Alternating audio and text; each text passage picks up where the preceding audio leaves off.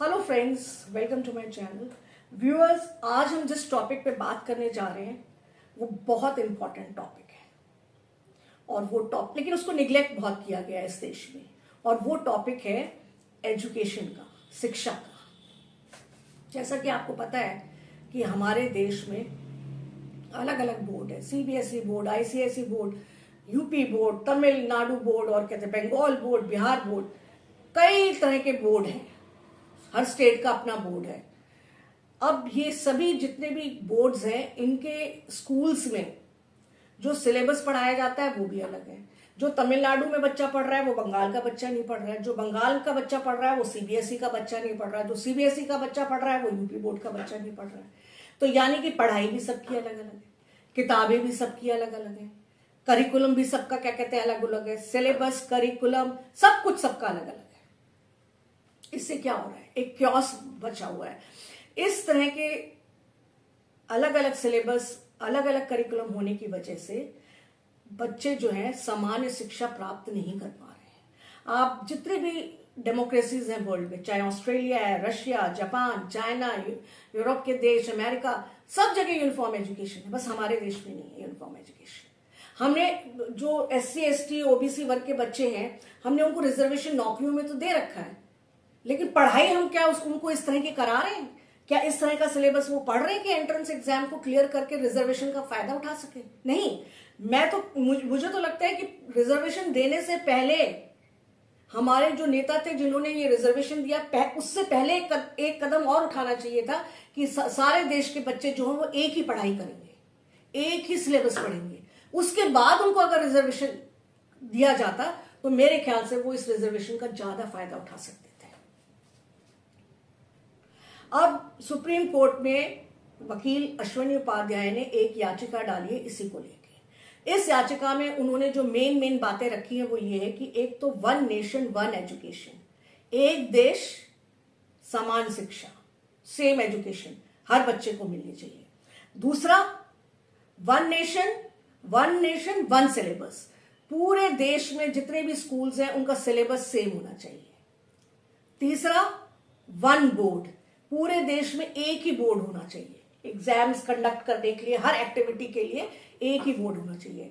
और जो किताबें भी छापे वो भी एक ही बॉडी होनी चाहिए। जैसे NCERT है, गवर्नमेंट बॉडी है, तो NCERT ही पूरे देश के लिए किताबें छापे। उसमें क्या है कि मीडियम ऑफ लर्निंग आप अलग अलग कर सकते हो कि तमिलनाडु का जो बच्चा है वो तमिल भाषा में पढ़े, जो बंगाल का बच्चा है वो बंगाली भाषा में पढ़ सकता है, जो यूपी का बच्चा है वो यूपी का बच्चा है वो हिंदी में पढ़ सकता है, जो बिहार का बच्चा है वो अपनी चॉइस की लैंग्वेज में पढ़ सकता है। तो लैंग्वेज आप अपनी अलग अलग रख सकते हैं, मीडियम ऑफ इंस्ट्रक्शन अलग अलग रख सकते हैं, लेकिन जो किताब में कंटेंट है वो तमिलनाडु के बच्चे का भी वही होगा, बिहार के बच्चे का भी वही होगा। भाषा चाहे बेशक अलग हो किताबों की, लेकिन जो पढ़ाया जा रहा है वो मटीरियल, वो सब्सटेंस सेम होगा। ये याचिका सुप्रीम कोर्ट में डाली गई है। अभी होता क्या है एक्चुअली आजकल समाज में, हो क्या रहा है? हो ये रहा है कि जो एंट्रेंस पेपर आ रहा है कॉम्पिटिशन्स का, जितने भी कॉम्पिटेटिव एग्जाम है, वो एक एंट्रेंस पेपर आता है। इंजीनियरिंग का पूरे देश के लिए एक कॉमन टेस्ट है, मेडिकल का पूरे देश के लिए कॉमन टेस्ट, बैंक का पूरे देश के बच्चों के लिए, युवाओं के लिए एक पेपर, रेलवे का एक पेपर, IAS PCS एक पेपर, NDA एक पेपर। तो कॉम्पिटेटिव एग्जाम्स के जो एंट्रेंस पेपर है वो तो आप एक देते हो, लेकिन स्कूल्स और कॉलेजेस में पढ़ाते हो उनको अलग अलग पढ़ाई, अलग अलग सिलेबस। अब सपोज कोई बच्चा यूपी बोर्ड में पढ़ रहा है, कोई तमिलनाडु, कोई बंगाल बोर्ड में, और जो इंजीनियरिंग का पेपर आपने सेट किया उसमें से सपोज CBSE के सिलेबस में से ज्यादा प्रश्न उठा लिए या कुछ प्रश्न उठा लिए, तो जो CBSE का सिलेबस पढ़ के एंट्रेंस एग्जाम दे रहा है उसको तो फायदा हो गया, लेकिन जो बाकी बोर्ड के बच्चे हैं और उनके सिलेबस में वो क्वेश्चंस नहीं है तो वो तो सफर कर जाएंगे। ऐसे ही किसी और बोर्ड से क्वेश्चन पेपर्स उठा लिए एंट्रेंस एग्जाम के, तो जो बाकी बोर्ड के बच्चे हैं, बाकी स्कूल्स और कॉलेजेस को जिन्होंने वो सिलेबस, वो क्वेश्चंस नहीं पढ़े, तो वो सफर कर जाते हैं। तो इसमें ज्यादातर पिसते कौन है? पिसते हैं गरीब घरों के बच्चे, दलित, शोषित और जो गरीब हैं। क्यों?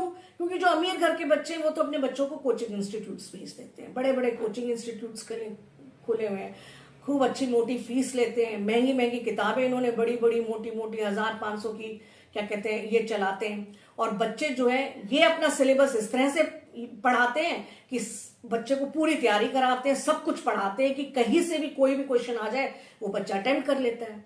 और वो बच्चा जो बेचारा केवल स्कूल की पढ़ाई पे निर्भर है, वो नहीं दे सकता कोचिंग इंस्टीट्यूट्स की फीस, नहीं खरीद सकता इतनी महंगी किताबें, तो वो सफर कर जाता है। हो सकता है जो जिस बच्चे ने कोचिंग इंस्टीट्यूट में पढ़कर एंट्रेंस एग्जाम क्लियर किया है सपोज मेडिकल का, और वो बच्चा जो नहीं गया है कोचिंग इंस्टीट्यूट में शायद उससे ज्यादा होनहार और काबिल हो, लेकिन वो नहीं निकल पाया। क्यों? क्योंकि उसने वो पढ़ा ही नहीं, उसको वो पढ़ाया ही नहीं गया जो क्वेश्चन एग्जाम में आए थे। अब कोचिंग इंस्टीट्यूट्स वाले इस बात का खास ध्यान रखते हैं, वो बिल्कुल कॉम्पिटिटिव एग्जाम को ध्यान में रख के ही बच्चों को पढ़ाते हैं, तैयारी करवाते हैं, किताबें भी उनकी उसी हिसाब से होती है। वो बेचारा तो एनसीईआरटी की बुक्स पढ़ के जो 100 में 150 में 80 रुपए में मिल जाती है, उसी के सहारे क्या कहते हैं, तो वो बच्चा जो है कम्पीट किसके साथ कर रहा है? इन बच्चों के साथ जो कोचिंग इंस्टीट्यूट्स में पढ़ रहे हैं। तो क्या कोई मुकाबला हो सकता है? नहीं हो सकता। तो ये बच्चे फिर क्या है, जो रिजर्वेशन आपने नौकरियों में कर रखा है वहां तक ये पहुंच ही नहीं पाते। जब आप क्लियर ही नहीं कर पाओगे एंट्रेंस एग्जाम्स किसी भी तरह से, तो रिजर्वेशन का फायदा कैसे उठाओगे? तो one nation one education one syllabus होना बहुत जरूरी है। अब इसके बाद ये जो कोचिंग माफिया है ये बहुत पावरफुल है। ये कहते हैं कि 5 लाख करोड़ रुपए का टर्नओवर है हर साल का पूरे देश का कोचिंग इंस्टीट्यूट्स का। ये इतना पावरफुल है, इसका पास इतना पैसा है कि ये जो है ये one nation one education, uniform education, सामान्य शिक्षा होने ही नहीं दे रहा है। इसका स्टेट गवर्नमेंट्स पे, सेंट्रल गवर्नमेंट पे, सभी जितने भी कंसर्न बॉडीज है सब पे, एनसीईआरटी वगैरह पे, सब पे बहुत प्रेशर है। क्योंकि अगर हर स्कूल में वही चीज पढ़ाई जाने लगेगी ऑल ओवर द कंट्री, तो फिर इनकी क्या जरूरत रह जाएगी? फिर कोई अपना बच्चा कोचिंग इंस्टीट्यूट में क्यों भेजेगा? क्यों देगा इतनी महंगी फीस? क्यों खरीदेगा इतनी महंगी किताबें? ये तो सारे बंद हो जाएंगे। और फिर एक गरीब घर का बच्चा भी वही पढ़ेगा जो एक अमीर घर का बच्चा पढ़ेगा। उसको भी उतना ही मौका मिलेगा एंट्रेंस एग्जाम में क्लियर करने का जितना एक अमीर घर के बच्चे को मिलेगा। ये कोचिंग इंस्टीट्यूट्स बंद हो जाएंगे, तो ये जो इतना लाखों करोड़ों का जो बिजनेस है ये ठप हो जाएगा, खत्म हो जाएगा। इसलिए ये लोग ऐसा होने नहीं दे रहे। उसके बाद आता है बुक माफिया। पब्लिशर्स जो किताबें छापते हैं वो भी नहीं चाहते कि यूनिफॉर्म सिलेबस हो। सपोज सभी स्कूल्स का यूनिफॉर्म सिलेबस कर दिया और एनसीईआरटी जो है वो सभी ऑल ओवर इंडिया जितने भी स्कूल्स हैं उनकी किताबें छापे, तो बाकी पब्लिशर्स जो ये क्या कहते हैं किताबें छापते हैं इतनी मोटी मोटी और इतनी महंगी महंगी, वो कौन खरीदेगा? क्यों खरीदेगा? जब उसको एनसीईआरटी की बुक में वो सारा सिलेबस मिल जाएगा बच्चे को जो उसको इंजीनियरिंग और मेडिकल के एग्जाम में पूछा जाएगा, तो इतनी महंगी महंगी मोटी मोटी किताबें वो क्यों खरीदेगा? तो पब्लिशर्स को नुकसान हो रहा है। पब्लिशर्स की लॉबी भी बहुत स्ट्रांग है, वो भी नहीं चाहती कि ऐसा हो। फिर स्कूल्स, सीबीएसई बोर्ड चाहता है कि उसकी तूती रहे, यूपी बोर्ड चाहता है कि मेरी चले, वो बोर्ड चाहता है कि मेरी चले, तो वो भी नहीं चाहते कि सेम एजुकेशन हो। अब इस पीआईएल की इंपॉर्टेंस को समझते हुए सुप्रीम कोर्ट ने सरकार को आदेश दिया कि वो एनसीईआरटी को निर्देश दे और एनसीईआरटी अपना जवाब सुप्रीम कोर्ट में 4 हफ्ते के अंदर पेश करें। जो सीबीएसई आईसीएसई बोर्ड है, इन दोनों बोर्ड को भी बोला गया है कि आप भी अपना स्टैंड क्लियर करिए इस टॉपिक पे। और जो दिल्ली गवर्नमेंट है, दिल्ली गवर्नमेंट से भी कहा गया है कि आप क्या विचार करते हैं, क्या सोचते हैं इस one nation one education, actually one education नहीं, वन नेशन यूनिफॉर्म एजुकेशन के बारे में आपका क्या स्टैंड है? आप भी अपना क्लियर करिए स्टैंड। अगली सुनवाई जो है वो 11 दिसंबर को है। ये सब बॉडीज जो हैं कंसर्न, ये अपने अपने विचार, अपना अपना जवाब सुप्रीम कोर्ट में पेश करेंगे। उसके बाद इस पे जिरह होगी, उसके बाद देखते हैं क्या नतीजा निकलता है। इस देश से अगर गरीब अमीर का फर्क, इस देश से अगर जातियों का फर्क, इस देश से अगर कट्टरवाद और ये रिलीजियस उन्माद, क्योंकि मदरसा वगैरह में आप देखो तो कितनी रिलीजियस एजुकेशन दी जाती है। फिर ना किसी स्कूल में वेद पढ़ाया जाएगा, ना गीता, ना कुरान, ना बाइबल, ये सब कुछ नहीं पढ़ाया जाएगा। सेम सिलेबस, चाहे फिजिक्स हो, केमिस्ट्री हो, बायोलॉजी हो, जूलॉजी, बॉटनी, मैथ्स, सब बच्चे एक ही चीज पढ़ेंगे। तो इससे इस देश को बहुत फायदा पहुंचेगा। मेरे ख्याल से तो सरकार को जल्द ही जल्द एक बिल लेके आना चाहिए। राइट टू एजुकेशन का कानून तो हमारे देश में है कि हर बच्चे को शिक्षा का अधिकार है, लेकिन इसको चेंज करके राइट टू यूनिफॉर्म एजुकेशन कर देना चाहिए कि हर बच्चे को सेम शिक्षा का अधिकार है, एक सामान्य शिक्षा का अधिकार है। मेरे इस प्रोग्राम के बारे में आपके क्या विचार हैं? प्लीज कमेंट्स बॉक्स में लिख के जरूर बताइएगा। और अगर मेरा प्रोग्राम पसंद आया है तो press the like button and subscribe my channel. Thank you. जय हिंद।